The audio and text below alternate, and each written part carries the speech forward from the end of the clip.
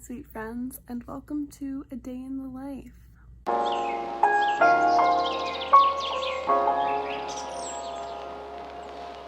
So I woke up about 30 minutes ago, maybe a little less than that, maybe like 20 minutes ago, and washed my face, brushed my teeth, and here I am, made some coffee. And I figured I would film today because I think it's gonna be a fun one. I have classes from like 9:30 with a break until 4, and then I'm going back to pole dancing tonight, which I'm really excited about. So yeah, let's see what I get up to today.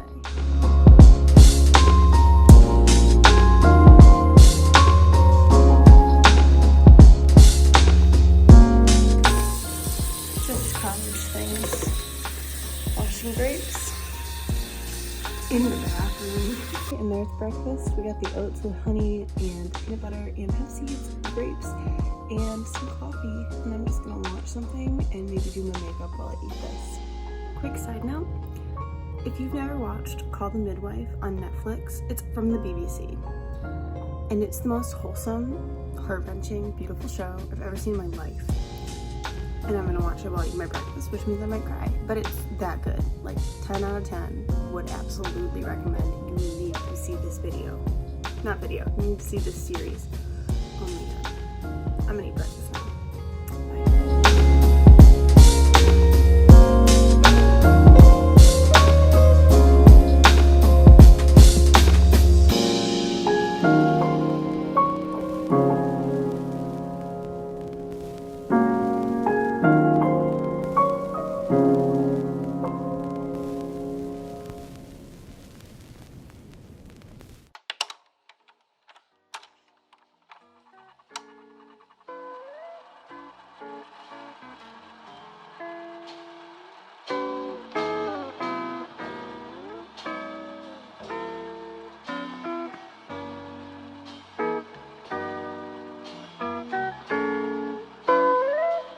I'm dressed, I'm ready, let's go to class.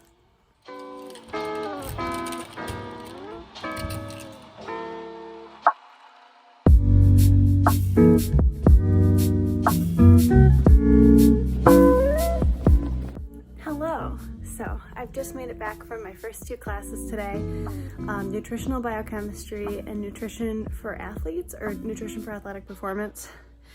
Both were fun, but I'm really hungry, and we're going to the dining hall in like a half hour, so I think I'm gonna get myself something here to tide me over, and that's what we're doing. Also, look at these earrings.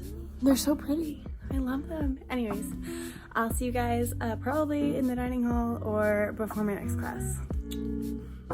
Also, here's my snack. It's just a couple pieces of sourdough bread with this Miyoko's cream cheese on it. I really like this. I don't think I'll buy it again for the purposes of like using it as cream cheese, but it is so sharp and like bitey, like a normal like sharp cheese would be. Doesn't taste like cream cheese, but it's really good. With some hot sauce and everything but the bagel seasoning before I go to lunch in a little bit. Well, so lunch was unfortunately kind of gross, but it is what it is.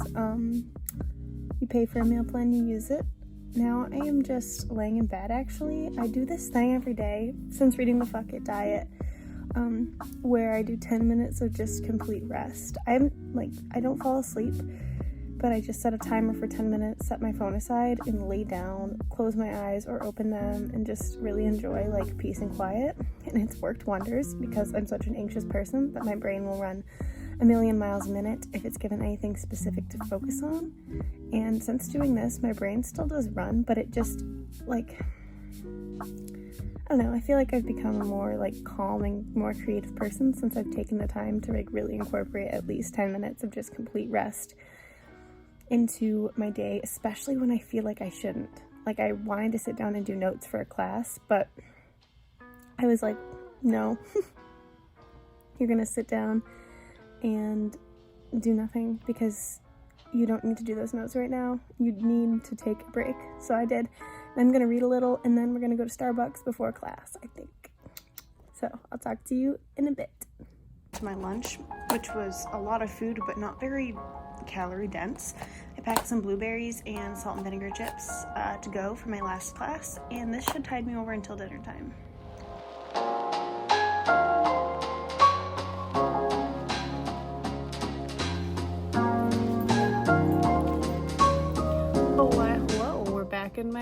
surprise, surprise. So I just got out of my last class, which was awesome. Like, I can't put it into words how excited I am for it, but it makes me so uncomfortable and I'm really excited.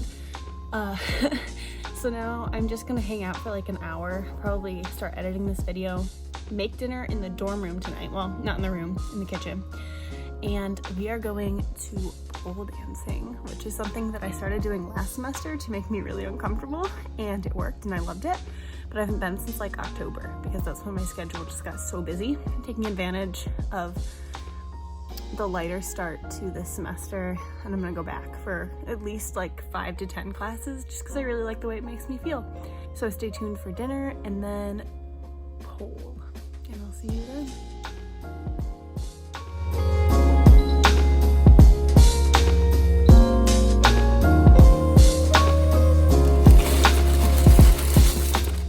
Here's my dinner that I'm gonna down pretty quickly because it took about 17 years to boil water for pasta. But it's like zucchini, there's some tofu in there, nutritional yeast and pasta sauce with some fusilli noodles. And this is gonna be dinners for a couple nights at least because I made extra.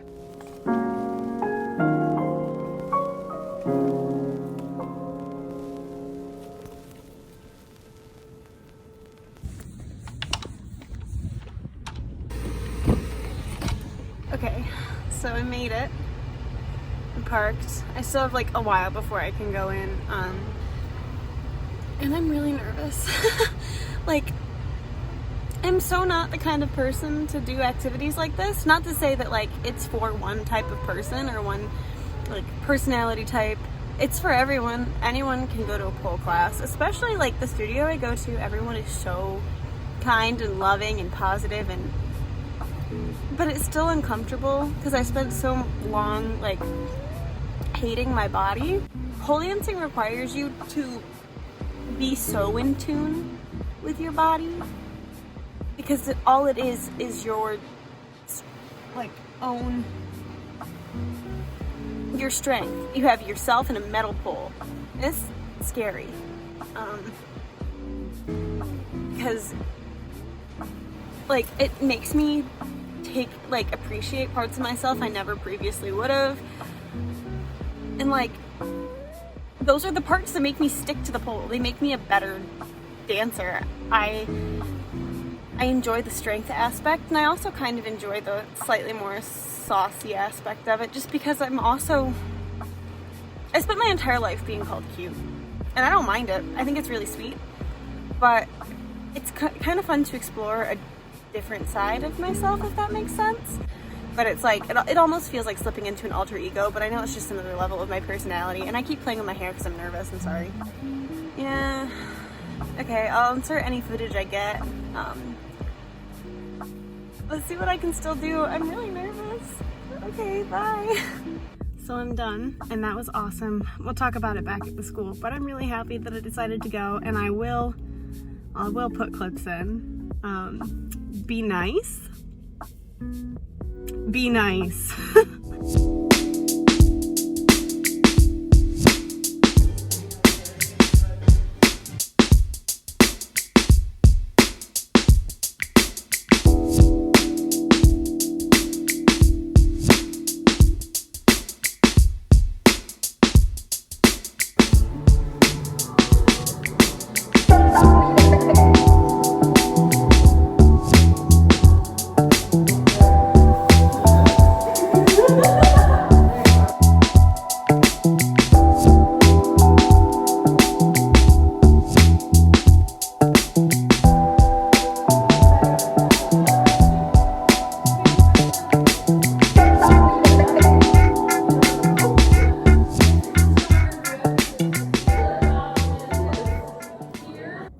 Why, hello. I just took a shower and I wanted to sit down and talk about some of my feelings. So, pole was awesome tonight, and I'm very grateful that I decided to go back because it's something that pushes me so far out of any realm of comfort that I've ever lived in or existed in, especially when it comes to recovery, incorporating forms of movement that I've never tried and just doing different things really has been helpful. I grew up in a really athletic family. My dad is a cyclist. I grew up racing bikes. My mom is a Zumba instructor. She's awesome. I ran cross country. I swam. But I was never the best at anything, and a lot of that I was usually told that I would never truly be like excel at sports because I'm just too big. That being said, like there's no body type that predisposes you for a certain type of sport. I'm just saying like coaches and even like just like people I would be around, if I ever mentioned, well, I don't even know how to describe it. My memory is kind of like fuzzy in that point, but I do remember like the only things I would take away from conversations about my ability was that I was never going to be good, like the right body type to be a proficient cyclist. Like I'm not short and like densely muscular, as if that's able to quantify your ability. But I took it as like, I'll be a good cyclist when I'm short and muscular, if that makes sense. Because like my brain has been predisposed to form those little like circling thoughts. They're not rational, but they are valid. And I would hear like, my dad was never able to run a ton. He was a really good runner in high school, but like now he's really tall and he has some problems running because of like knee injuries. So like I was always like, I'm a taller girl, like I can't run. I'm not super like slender. I can't be a good runner. My body just won't like adapt to that look. If there's a certain look that predisposes you for a sport, it doesn't. Again, this is only in my brain. It never applied to anybody else I was ever with. But it's disordered thinking, and I hated it, and I would like just obsess over it until I just burnt out. Because I never improved. But I thought I was making changes to improve, so that's why I dieted, and I don't know if that's making any sense, but I started using musical theater for the same thing. Like, I didn't do sports anymore, but if I wasn't the best, I couldn't see the point in doing it. And I thought being smaller would make me better. Again, this only applied to me, never to anyone else. Same with choir and band. If I wasn't the best, I couldn't see the point, and I directly reflected that on my own self-image. I had this opinion that if I wasn't the best, the instructors or the people in power wouldn't like me because I wasn't trying hard enough, so I just burnt myself out. Where this ties into like movement is actively take strides. I've tried like resistance training, anything to just be smaller, because at the end of the day, all of these roads led to wanting to be smaller. And even if I know for a fact that if I was smaller, I wouldn't be happy. Like when I started recovery, the exercise obsession still exists in my mind. I found it really hard to like detach myself from fitness because I had been so involved in it for so long. When I learned that wasn't healthy, I was never really truly put on an exercise restriction because my body wasn't in the point that it needed to be. So I had to kind of do it myself. Because I was like, look, your body might be able to handle movement, but your mind can't. So I stopped for a while.